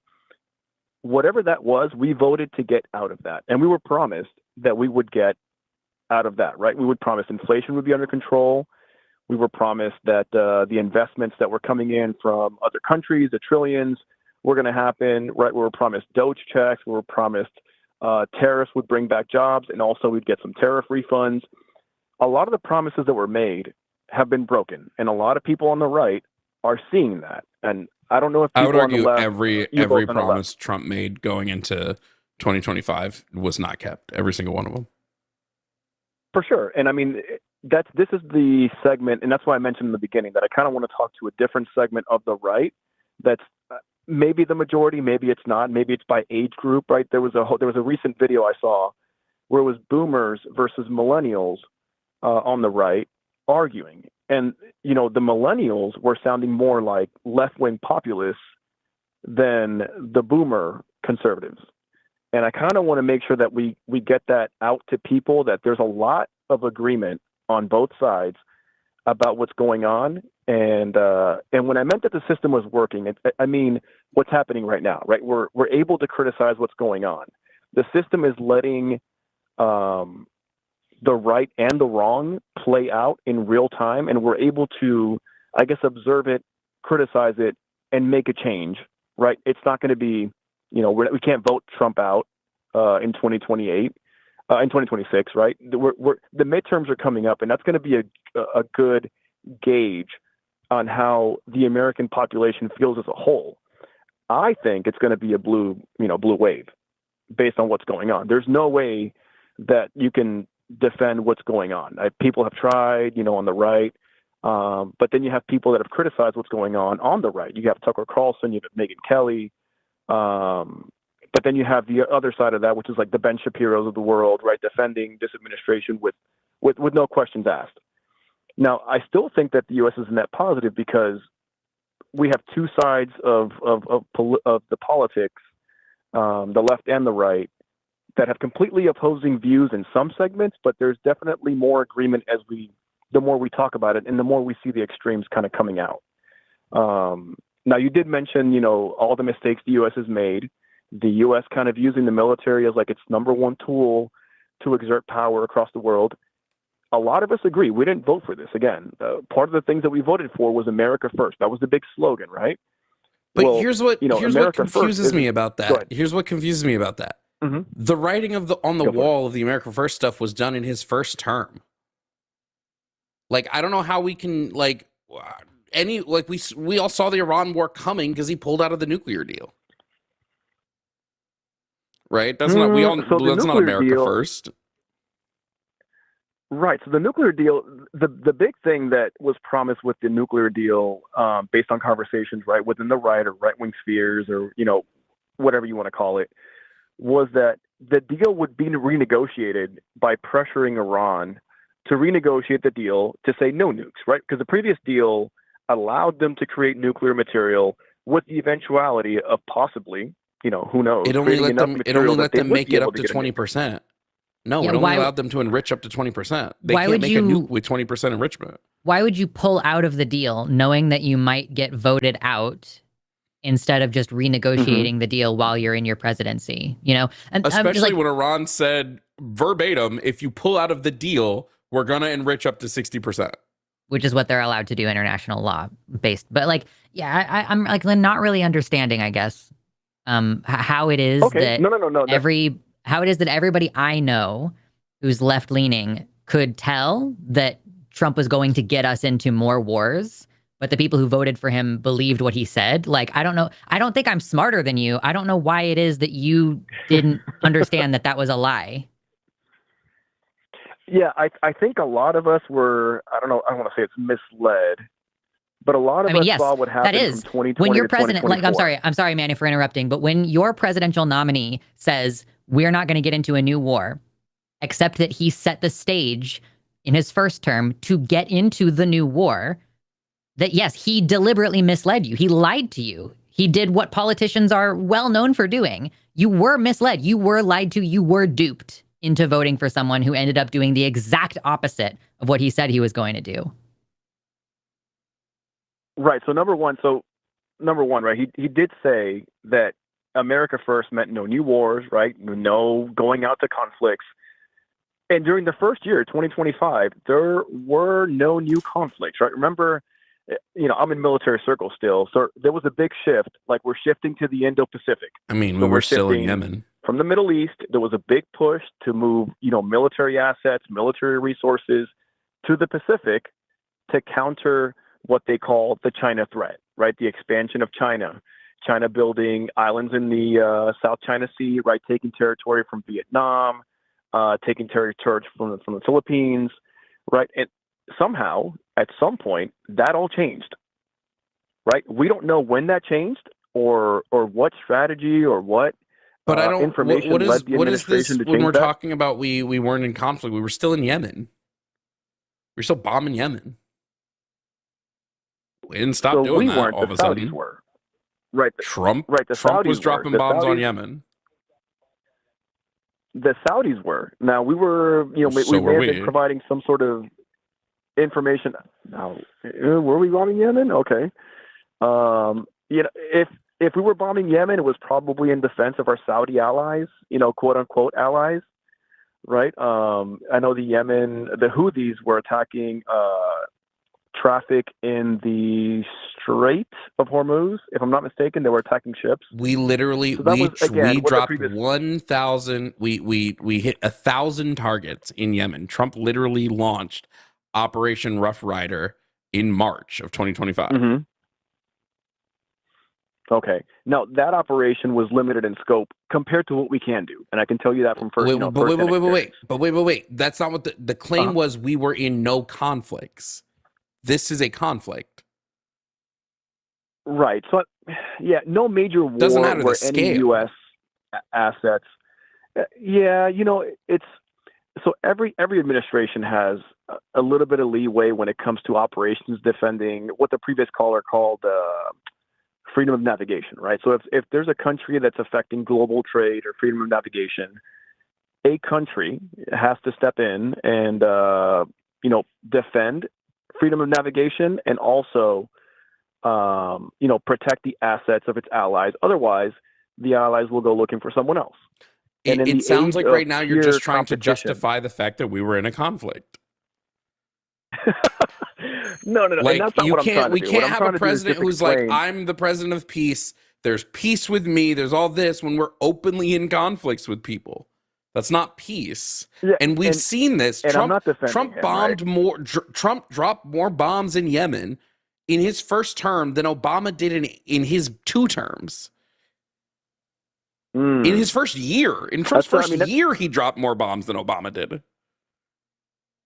It's He's fair never been a criticism, peace right, president. to criticize that.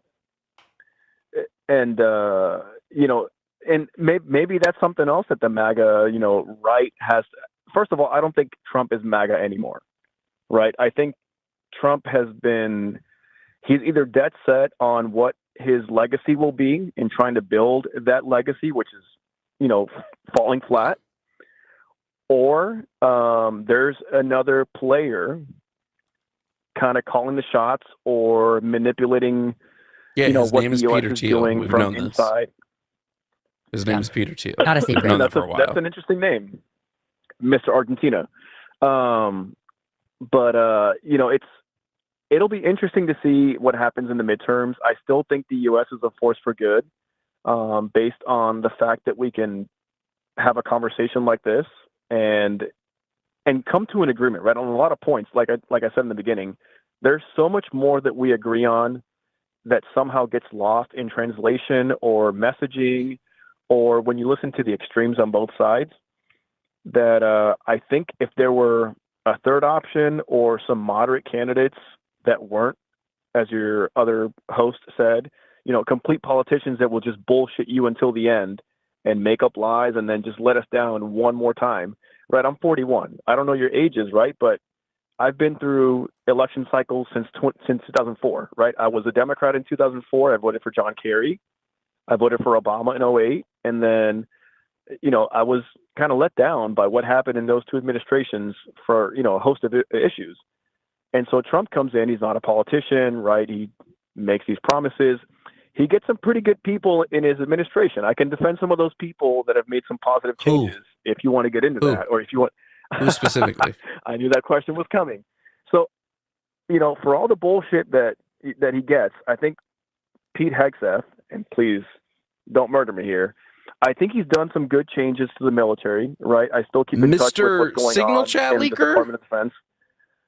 And that was a mistake. That was a big boo-boo. That no one's going to defend that, right? You don't Especially get to someone who just holds, say it's a mistake. That's not, you don't get to just be like, oh, that was a boo-boo and move on. That man compromised our national security. And you're like, yeah, he's done good things for our country in the net good that we do across the world. Like, this is why, okay, and I want to be, I don't know how to say this without coming across like an asshole, so I'm just going to let it happen. This is why we say that MAGA is a cult. This is why we say that conservatives have fallen into a cult mindset, because you're like, oh, he did all these good things. And like when he breaks his promises, oh, I'm sure there was a good reason for him lying to us in order to get our votes. Like it's insane a little bit to like hear someone defending it. Like, I don't know. I'm like at a loss for how to proceed in the conversation, because you don't get to just brush it off. We have conversations all the time, Manny, with people who are like, it's fine that we double tapped a girls' school and killed fucking 100 children or whatever the number, 140 something. Yeah, no one's going to defend that. I am not. Yeah, but people do, Manny. But people do, and that's what's insane. Is crazy. Like, I am sorry that you are in the same group of those people, but you are all making the same types of arguments, even if you're like, oh, this one specific situation, obviously that was a mistake. But it's like, I don't know. I don't know what to do. You're like, this was a positive thing. I also don't know how we're going like Pete Hegseth, the man who literally was like, hey, news outlets, either sign this thing that pledges your allegiance to us and only report what we tell you to, or you can't report on what's going on in the Pentagon. Like, that's insane. So, yeah, I had some friends that worked at the Pentagon that kind of explained that policy to me. What they said it was, right, they have no reason to lie or sugarcoat the thing, is that the policy was made to ensure that there were no leaks. Now, there was some verbiage in there that Pentagon lawyers may have put in there, or maybe, SecDef himself kind of vetted to limit the information that comes out, right? Because there were so many leaks. There's always been leaks that come out of the Pentagon for some reason. That's what I was told it was for. If it's to, right, I believe in freedom of the press. I believe in the Constitution, right? There should be no limiting what the press can report on. So if that's the point that, you're trying to make, I get that. No one's perfect, right? And especially someone in government.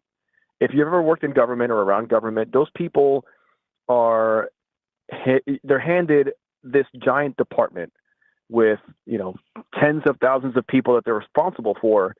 And at the same time, they're expected to perform their duties right at 100%. No one's perfect, right? And I'm not trying to, minimize the signal chat or the press thing.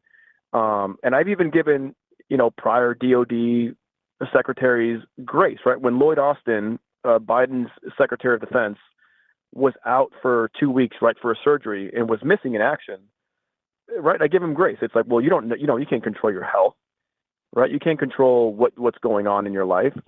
So I think with politicians, you should definitely hold them accountable but when it's cabinets, secretaries, you have to give them some leeway to make some mistakes as they're kind of getting adjusted to the seat, if that makes sense. So I agree that some mistakes are acceptable, but like there are certain mistakes that are not acceptable, and it's not okay to do apologetics for it. That like okay, he like a leak of our military actions is not the same as like, oh, I wrote the wrong date on this kind of form. And you say, like, we should hold politicians accountable. It's not, like, I think that they should be held to a much higher standard than everyone else. That we don't get to be like, oh, oopsie. Like, no, you lose your fucking job. That you don't get to make mistakes of that magnitude when you are an elected official or an appointed official. I don't know where that mindset comes from. Like, it's okay. They make mistakes sometimes. No, in And an I'm going to ideal cite world, that yeah, I guy would as the guy who I definitely think be is doing a good totally on board job. with that. Yeah, I mean, and I get where you're coming from, and I totally agree that we should be holding people accountable. And maybe he wasn't the best option to select from his cabinet, although it's just the one that I have the most experience right following, and then my circle of friends and circle of He's in family the kind of news has a lot, more to do understandably. with that. Yeah, no, for sure. And I mean, the second one I could pick would be, you know, and any of them, any of his cabinet secretaries, you could pick either something small to criticize or major things to criticize, right? Like Howard Lutnick, right, is not a MAGA, I guess, candidate. And Who I did you think say? what's getting lost Howard in translation Lutnick. is that Howard Lutnick wouldn't be like MAGA's first choice, second choice, third choice. I don't think Howard Lutnick would be on any MAGA voters' list of candidates, right? How's So Christy Nome I doing? think there's, yeah, exactly. I mean, it's the selection of cabinet secretaries has been, you know, disappointing. Terrible. For sure. Now, I wanna what's ask He a the literally alternative, question. right? So he put McMahon in charge of education. Like she has any qualifications on that. And like, I It's just agree that embarrassing. cabinet Yeah, I mean- appointees have Mhm. to get used to their job, and that it's kind of tough when, you know, like these agencies exist and then the leaders of the agencies come and go with the administrations. But this administration also got rid of all of the competent career individuals who don't cycle out with the partisan politics. Like this administration gutted like almost everything that they possibly could. And so like when you're talking about like, oh, mistakes are going to happen, like no shit. They have like not enough people, and they've taken out everybody who has seniority and experience at these executive agencies. You're talking civil service. Yeah, basically like all the Doge cuts, and like let's get rid of all of our staff of people who know how the fuck to run the government. Like, so yes, more mistakes are going to happen because they've eliminated all of the people with expertise on how to keep the machine running, regardless of all the partisan politics that happens. And like this person wants to do this, and that person wants to change this policy and everything. Like this administration has fucked Yeah, our there were definitely government in a way that might not be reparable. No, there were definitely some cuts across the top levels of all the departments, and those would be like the senior executive service. So SES is what they call them. The GS, the Government Services Corps, did take some cuts, but I can tell you that a lot of the people that maintain the core functions are still there, or the people that were just beneath them were moved up. And so continuity of government is still there. I think you did lose some expertise, and you did lose. I think what they were aiming you for lost with the balls. Doge cuts. You lost the people that were willing to stand up to Trump. He got rid of all of them. So the only people that are in charge now are the people that will do whatever the fuck he asks them to. You're talking yes people. I mean, you know, I guess you would see some of that as well. But some of it. I at mean, the he same got rid time, of you know, this he got rid of administration the number one dude that said no to him, right? Yeah, Kicked I him to mean, the it's not going to curb. be here forever, right? The administration, right? The midterms are coming up, and I Yep. guess my question to you all would be, what's the alternative, right? Are we supposed to vote? I mean, for the MAGA right, right? And like I want to kind of emphasize that the MAGA right is split into kind of two halves, right? You've got the people that are criticizing what this administration is doing, but still are going to vote Republican, right, for whatever reasons they have. And then you have the other half of the right that's going to keep voting for Republicans and support what Trump is doing. I kind of want to mention that that's the dying generation of Republicans.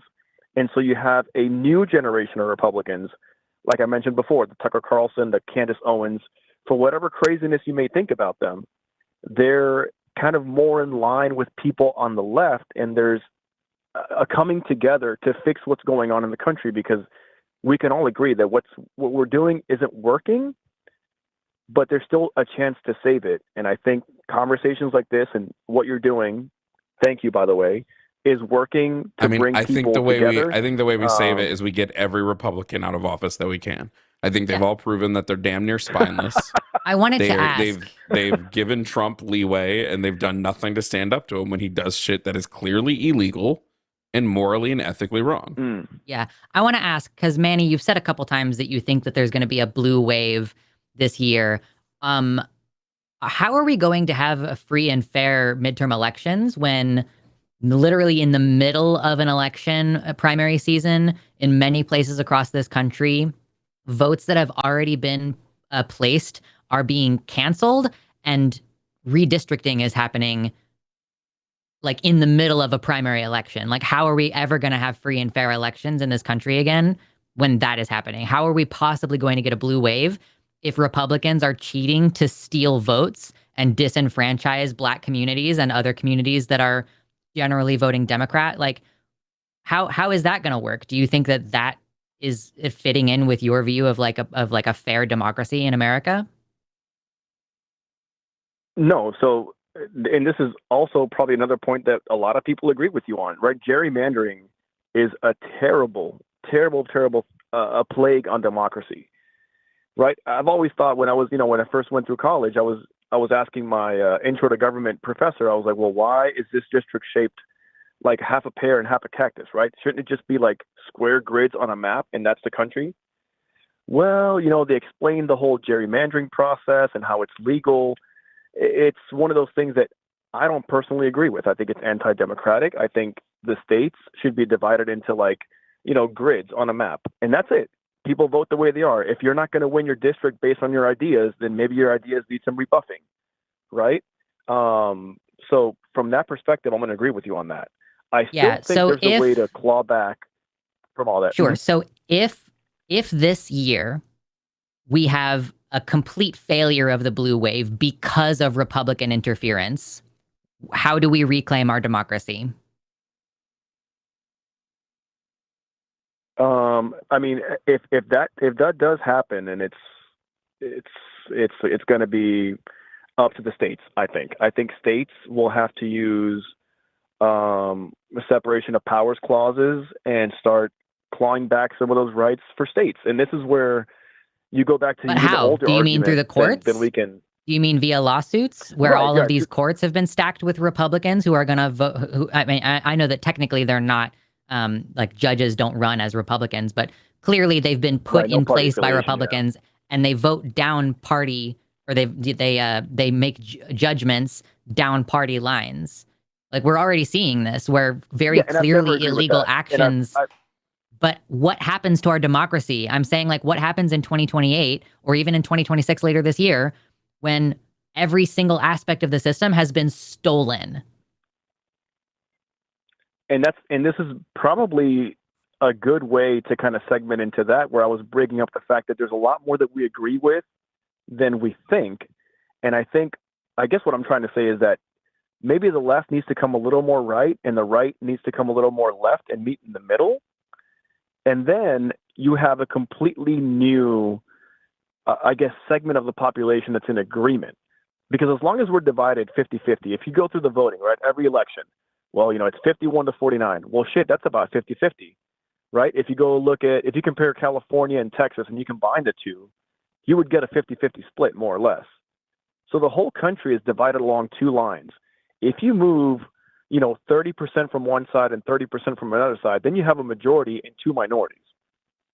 And so I think what people like you all and I need to do is keep having these conversations, and to help people in the chat, can kind of hear what's going on from the right, that there's not a civil war going on, but there's definitely some arguments happening on the right that are pushing us to the middle, right? Away from what's happening right now.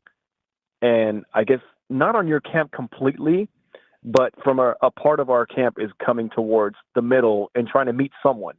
And that someone needs to come up soon or we'll be homeless, right? If that makes any sense.